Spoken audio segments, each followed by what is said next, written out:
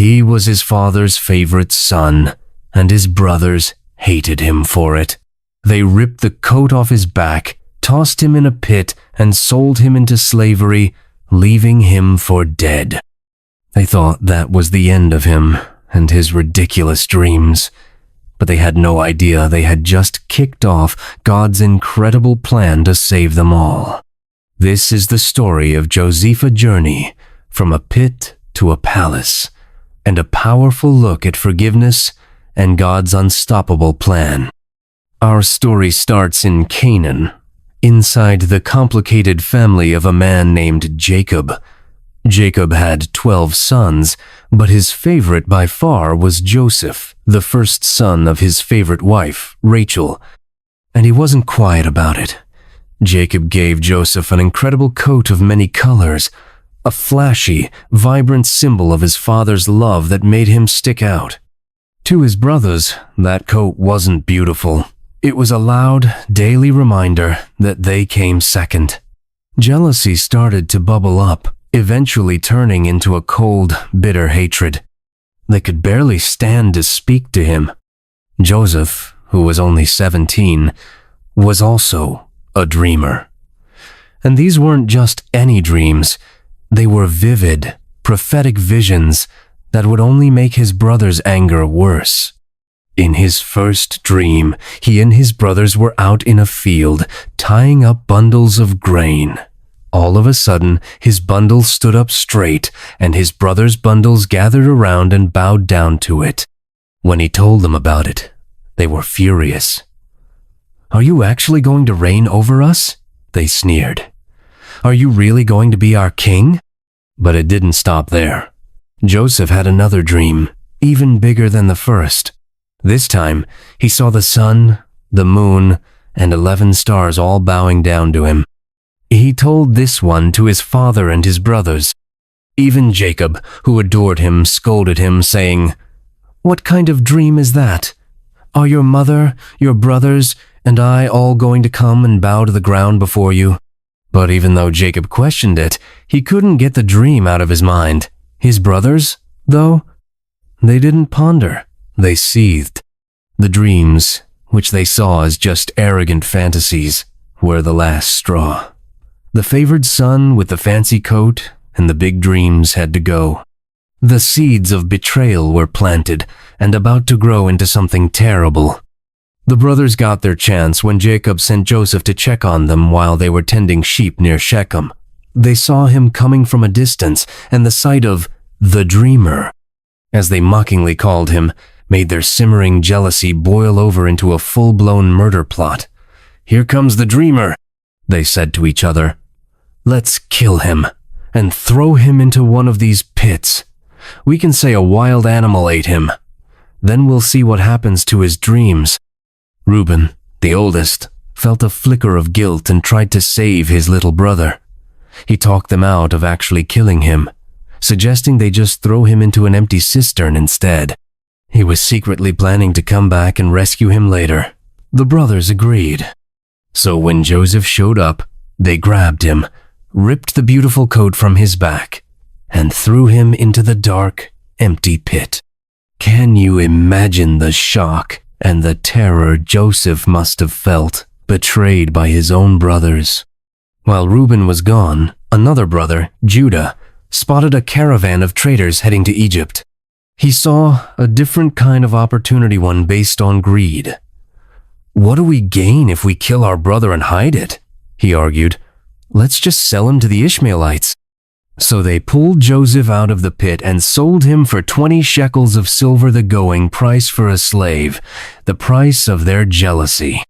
To cover up their crime, they killed a goat and soaked Joseph's coat in its blood. They brought the torn, bloody coat back to their father Jacob and asked him, "We found this. Is this your son's coat or not?" Jacob recognized it instantly and was shattered by a grief that would follow him for years. He truly believed a wild animal had killed his favorite son. He tore his clothes, put on sackcloth, and mourned, refusing to be comforted. The brothers had gotten rid of Joseph, but the poison of what they'd done had just infected their entire family. Sold in Egypt, Joseph's life was turned completely upside down. He was bought by Potiphar, an officer of Pharaoh and the captain of the guard. One day he was a beloved son, the next a slave in a foreign land. Yet even here, in his lowest moment, the Bible gives us a game-changing detail. But the Lord was with Joseph. Because God was with him, Joseph succeeded. Potiphar saw it right away. There was something different about this young man. He noticed that the Lord made everything Joseph did prosper. This divine favor earned Joseph his master's trust. Potiphar promoted him, putting him in charge of his entire household and all his possessions. The Bible tells us that from that moment on, the Lord blessed Potiphar's house for Joseph's sake. Potiphar trusted him so completely that the only thing he had to worry about was what he wanted to eat. But this success brought a new and dangerous test. Joseph was a handsome man, and his master's wife started to notice. Day after day, she tried to seduce him, saying, "Lie with me." Imagine the pressure. He was a slave. How could he refuse the wife of the powerful man who owned him? But Joseph's integrity was solid. He refused her every time, saying, "My master trusts me with everything in this house. How could I do such a wicked thing? It would be a sin against God." His loyalty wasn't just to Potiphar, it was to God. One day, when no one else was in the house, she cornered him. She grabbed his cloak, demanding he lie with her. Joseph did the only thing he could do. He ran. He fled the house so fast he left his cloak in her hand. Rejected and furious, her desire turned to revenge. She held up the cloak as fake evidence and screamed, accusing Joseph of trying to assault her. When Potiphar got home, she fed him the same lie. In a rage, Potiphar had Joseph thrown into the royal prison. Once again, Joseph was stripped of everything, punished for doing the right thing. Joseph went from the top of Potiphar's house to the bottom of a dungeon. It was a pit far darker than the one his brothers threw him into. He was an innocent man, falsely accused and seemingly forgotten. Imagine how bitter he could have become, left in a dungeon for being faithful. His reward for doing right was chains and darkness. But even in prison, the Lord was with Joseph. He showed him love and gave him favor with the prison warden. The warden saw the same thing in Joseph that Potiphar had. He trusted Joseph so completely that he put him in charge of all the other prisoners. Soon, the warden paid no attention to anything under Joseph's care, because the Lord was with him, and whatever Joseph did, the Lord made it succeed. Sometime later, 2 new prisoners arrived, Pharaoh's chief cupbearer and chief baker, who had angered the king. They were put under Joseph's watch. One morning, Joseph saw they were both upset. They told him that each had a dream and had no one to interpret it. Joseph's response pointed directly to his source of strength. "Don't interpretations belong to God? Go ahead and tell me your dreams." The cupbearer went first, describing a dream about a vine with 3 branches that grew grapes, which he then squeezed into Pharaoh's cup. Joseph told him the good news. "In 3 days, Pharaoh will restore you to your position." Then, Joseph made a personal request. "But when all is well with you, remember me. Please mention me to Pharaoh and get me out of this prison." The baker, hearing this good news, shared his dream about 3 baskets of bread on his head that birds flew down to eat. The interpretation for him was grim. "In 3 days, Pharaoh will hang you on a tree." 3 days later, on Pharaoh's birthday, everything happened exactly as Joseph had said. The cupbearer got his job back. The baker was executed. Joseph's gift was proven. His hope must have surged. Surely the cupbearer would remember him now. But in his joy, the cupbearer didn't remember Joseph. He forgot him. 2 more years passed while Joseph sat in that prison, a forgotten man waiting on a promise that was never kept. 2 long years after the cupbearer walked free, a crisis hit the highest office in Egypt. Pharaoh himself had 2 dreams that shook him to his core. In the first, 7 fat, healthy cows were eaten by 7 ugly, skinny cows. In the second, 7 plump heads of grain were swallowed by 7 thin, scorched heads of grain. Pharaoh woke up deeply troubled and called for every magician and wise man in Egypt. But nobody could figure out what the dreams meant. That's when the cupbearer's memory finally kicked in. He remembered the young Hebrew man in the dungeon. He told Pharaoh about the slave who had perfectly interpreted his dream and the baker's dream 2 years earlier. Pharaoh didn't hesitate. He sent for Joseph immediately. They rushed him out of the dungeon, gave him a shave and a change of clothes, and brought him before the most powerful man in the known world. Pharaoh looked at the former slave and said, "I had a dream, and no one can interpret it. But I've heard you can understand dreams." Standing before the king, Joseph had the perfect chance to take credit. Instead, he immediately gave it away, saying, "I can't do it myself, but God will give Pharaoh the answer he is looking for." Joseph listened to the dreams and, guided by God, explained their meaning. They were one single message from God. The 7 good cows and 7 good heads of grain meant 7 years of incredible abundance were coming. The 7 ugly cows and 7 thin heads of grain meant 7 years of a devastating famine would follow, so bad it would ruin the land. But Joseph didn't just interpret, he offered a plan. He advised Pharaoh to find a wise and discerning man and put him in charge. This man should set up a system to collect 1/5 of the harvest during the good years and store it in cities as a backup for the years of famine. Pharaoh and his officials loved the plan, and who better to run it than the man who came up with it? Pharaoh turned to his servants and said, "Can we find anyone like this man, one in whom is the Spirit of God?" Looking at Joseph, he said, "Since God has shown you all this, there is no one as discerning and wise as you. You will be in charge of my palace, and all my people will submit to your orders. Only I will be greater than you on the throne." In a single day, Joseph went from a prisoner in chains to the prime minister of Egypt. Pharaoh gave him his own signet ring, dressed him in fine linen, and put a gold chain around his neck. At 30 years old, 13 years after his brothers sold him into slavery, the boy left for dead now held the fate of a nation in his hands. Just as Joseph predicted, 7 years of incredible abundance came to Egypt. Under his leadership, so much grain was stored up that it was like the sand of the sea. They eventually stopped even trying to count it. During this time, Joseph got married and had 2 sons, Manasseh and Ephraim. Then the good years ended, and the famine began. It was brutal, not just in Egypt, but in all the surrounding lands. But thanks to Joseph's foresight, Egypt had food. People came from all over the world to buy grain from him. Back in Canaan, the famine was hitting Jacob's family hard. When Jacob heard there was grain in Egypt, he sent 10 of his sons to go buy some. But he kept his youngest son, Benjamin, at home. He was terrified that something would happen to him, the only other son of his beloved wife, Rachel. The 10 brothers arrived in Egypt and were brought before the powerful governor of the land.